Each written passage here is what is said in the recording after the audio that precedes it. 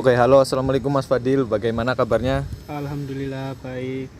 Oke, mungkin sebelumnya bisa dikenalkan ya, siapa ini Mas Fadil dan dari mana? Mungkin saya manusia biasa, Mas.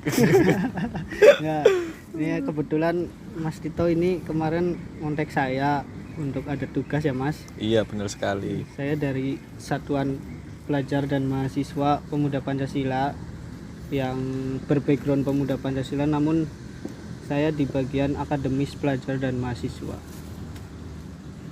Oke, baik. Sebelumnya saya ingin bertanya nih, terkait apa sih itu Pemuda Pancasila sendiri dan apa itu Sapma PP ya tadi singkatannya berarti ya? Iya, iya. Benar. Apakah ada perbedaan di dalamnya?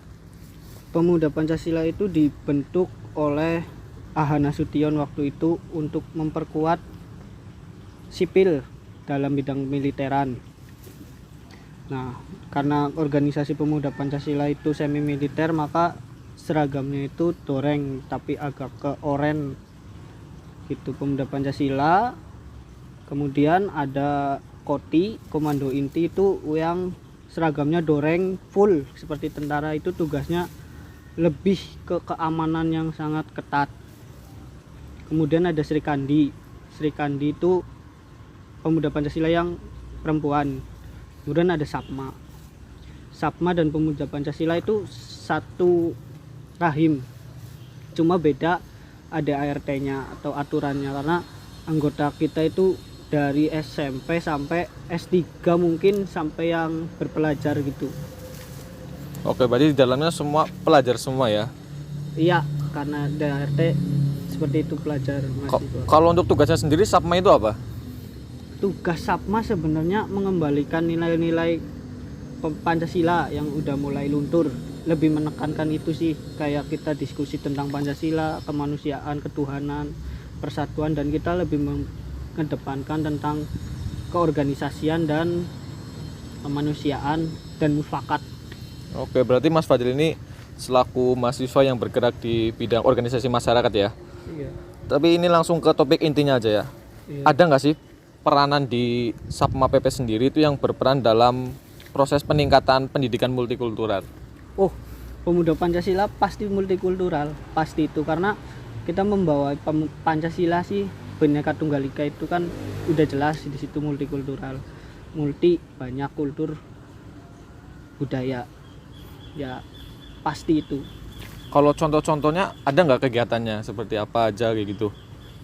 Kalau saya kan kebetulan dari Unsud, Satuan Pelajar Mahasiswa Unsud, Sapma Unsud itu, dan saya kemudian ditugaskan untuk di Cilacap, di sini di Majenang.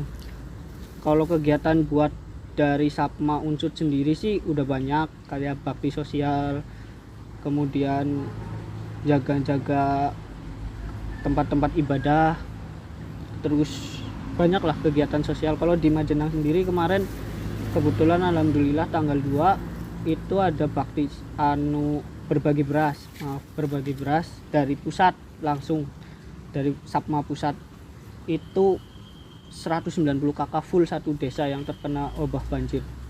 Baru itu sih. Kemudian nanti ada penempelan poster di setiap ranting Pemuda Pancasila di desa-desa, poster PHBS dan protokol kesehatan. Ya dilalai apa dilalai? Bahasa Ya, Jawa. Bahasa Jawa lah ya. Dilalai PSBB ini, jadi kita bikin poster tentang PSBB, protokol yang ketat itu seperti apa. Kemudian seminar nasional, nanti insya Allah kita bakal hadirin kompeten akademisi lah ya tentang gender itu aja. Oke. Ini kan sekarang di musim pandemi berarti ya. Iya. Kira-kira ada nggak sih kegiatan yang dilakukan secara online yang mendukung kegiatan multikultural itu sendiri? Kalau secara online belum, tapi menurut saya pribadi, dari media sosial atau flyer-flyer berbagi beras itu kita sudah mencirikan multikultural. Kita merangkul semuanya, tidak ada ras, etnis, Tanpa melihat latar belakang ya? Iya. Karena apa sih, kalau kita merambah ke multikultural, kita tidak bisa secara online, kita harus terjun langsung, karena online kan plus minus, Mas. bisa aja orang itu lagi ngapain online kondisi. Kalau kita langsung offline kita lebih fokus terhadap multikultural itu. Kalau pemikiran saya seperti itu sih Mas. Online tidak efektif, cuma dari flyer-flyer yang kami bikin untuk gerakan itu sudah merangkul semuanya multikultural. Oke, baik. Berarti kesimpulannya nih lebih ke karena organisasi masyarakat jadi lebih ke bidang sosial ya, tanpa melihat latar belakang adanya agama, ras, budaya. Tadi kan berbicara tentang keamanan. Itu ngamanin apa aja kayak misal? Sebenarnya kompetitor pemuda Pancasila itu ormas-ormas atau orang-orang yang menolak akan Pancasila bahkan NKRI.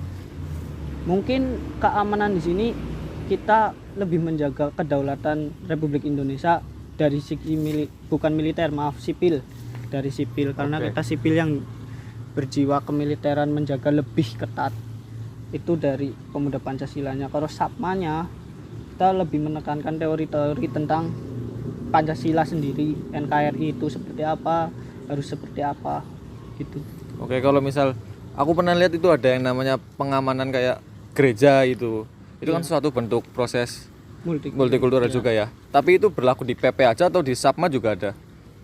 Kalau kepengamanan seperti itu sebenarnya bebas, cuma lebih baiknya yang sudah terlatih, karena yang mengamankan itu yang komando inti yang sudah dilatih secara prosedur bagaimana cara pengamanan.